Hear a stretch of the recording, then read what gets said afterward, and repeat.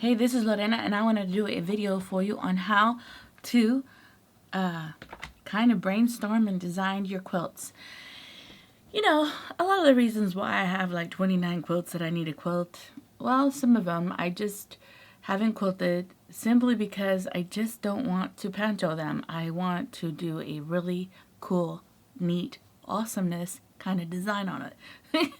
And I don't want to get it on the long arm and start quilting and then be disappointed because the design I think in my brain is not the same as what it looks like on a little patterned piece of paper. So I'm trying to brainstorm in my brain on how to, get a quilt top to look the way I want it to look, but also to make a design table so that I could get the true size of my quilt. So I'm going to show you how I made a little table for myself out of plexiglass. Also to the tools I'm using, the supplies I'm using to design designs for a quilt top that I want to quilt. And yeah, so that's what this video is going to be. How to design custom quilts for your quilts. Okay, see you in a minute. So here's the quilt that I made. So to do this, you're going to need the pattern of your quilt if you have one. If not, you can take a picture on your cell phone and print out the picture on your printer, and that in itself becomes your paper template design. You're also going to need some tracing paper. This is just a regular Hobby Lobby tracing paper booklet that I got. And two, if you're going to make the table that I'm going to create, you're also going to need a roll of tracing paper. I got this on Amazon for a couple dollars. I also recommend that you have different thicknesses and weights of marking tools. I got a pencil.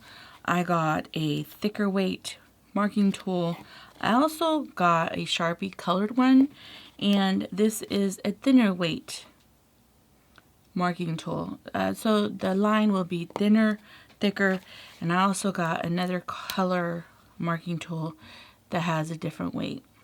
You're going to go ahead and lay your pattern underneath your tracing paper, and here is your design.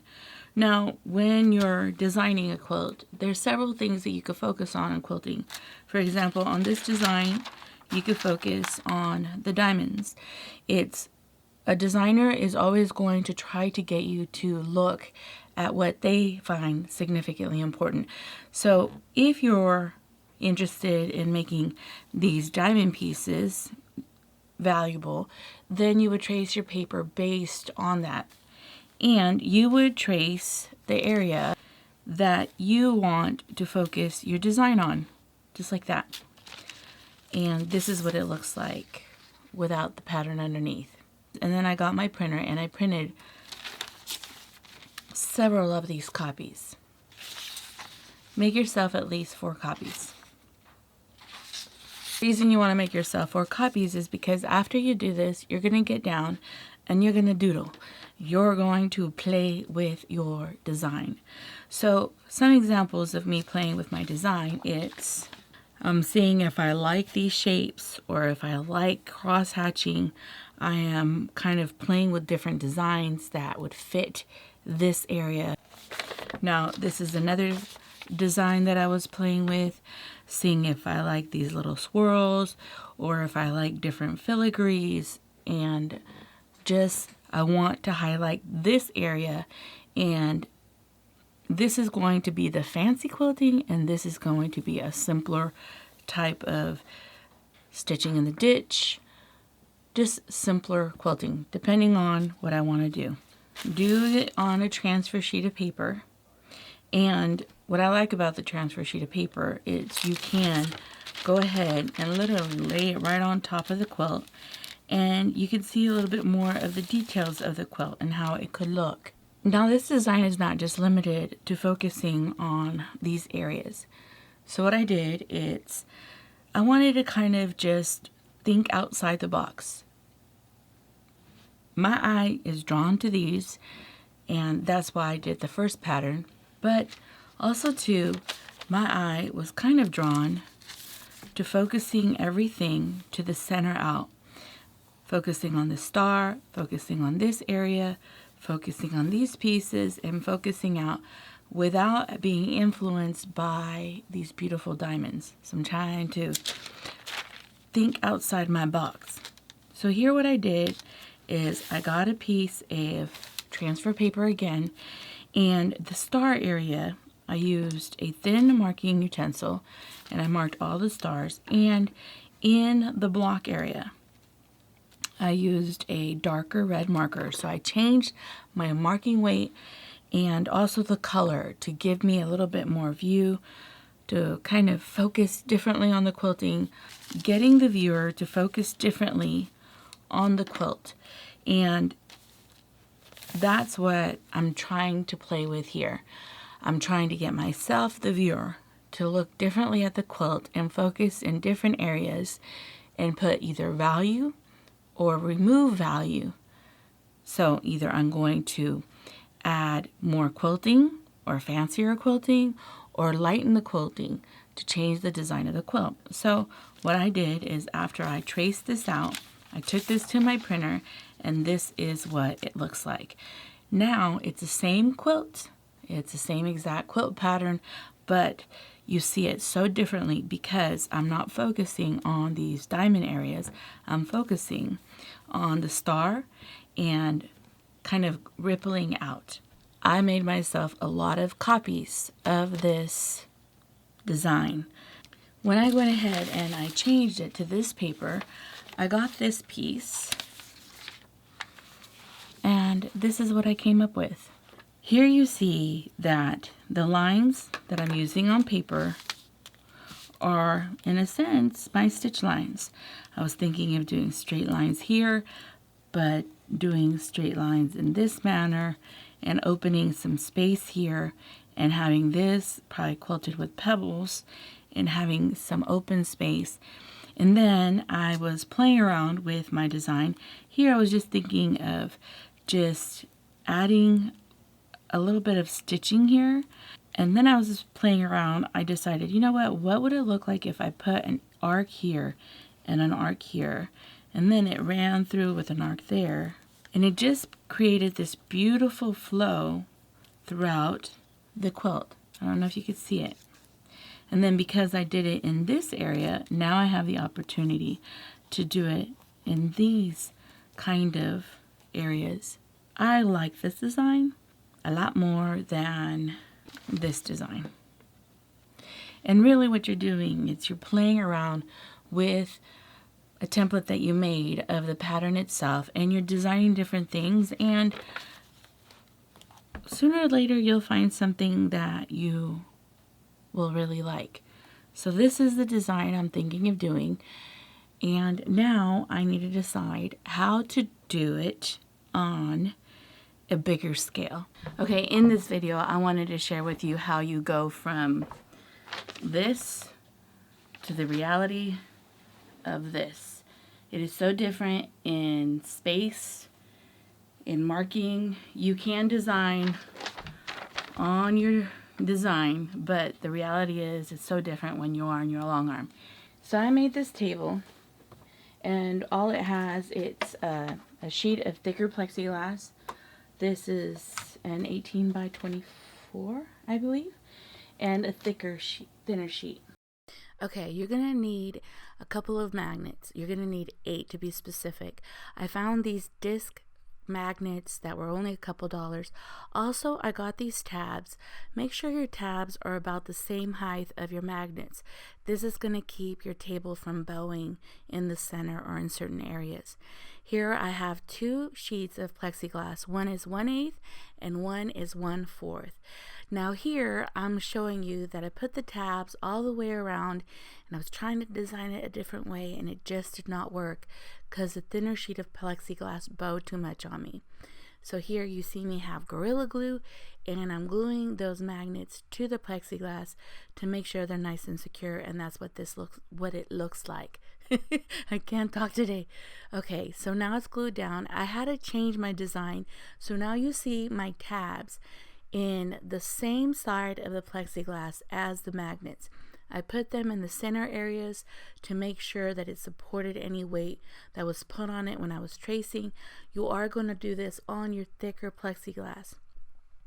I'm also checking to see if my magnets work, because I did use a thicker plexiglass, and here is my thinner sheet of plexiglass. Now you can buy a thicker sheet also, but it's more expensive. This worked just the same or even better. Now you're going to use those extra magnets, those other 4, and they're going to snap your fabric, your plexiglass, and your tracing paper together. The reality of the quilt size is so different than what a paper looks like. For example, quilt is 17 inches by, or 17 and a half by 17 and a half, in comparison to a 2.5 inch design. How do you get this to translate into this? How do you get it to translate?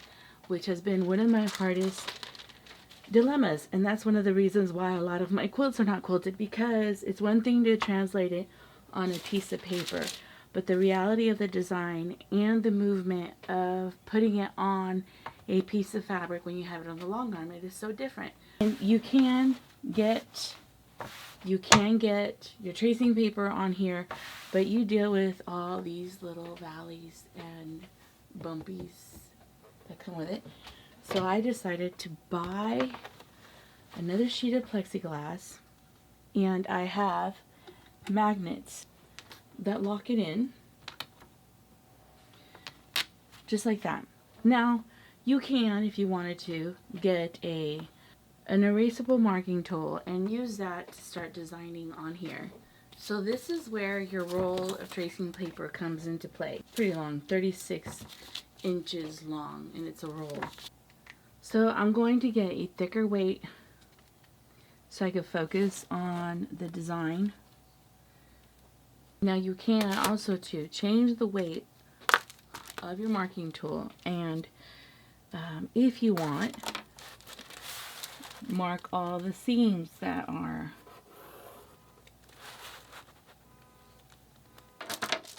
paper template of your quilt design. Now what you can do is you could go to Kinko's or somewhere that prints larger sheets of paper and have them print you out a couple of these sheets on a bigger size scale, or you could just keep making them using your tracing paper. I'm going to be playing with these templates that I made, because this is what it will feel like when I'm doing it on the long arm, and that's how I'm playing around and designing this design. This is what you can do with your Pemper template. I was trying to see if I like feathers. I was trying to see if I like line work. I was trying to play around and see if I like these feathers and that feather. Originally I was messing with this motif. I kind of liked it, but then as I was playing around, I realized that I like this right here a lot better. Here I'm going to move a total different area of the quilt, the center of my quilt, right here. And the neat thing is, when you have this plexi down, it lays down the fabric perfectly. Here you see I traced it with different weights.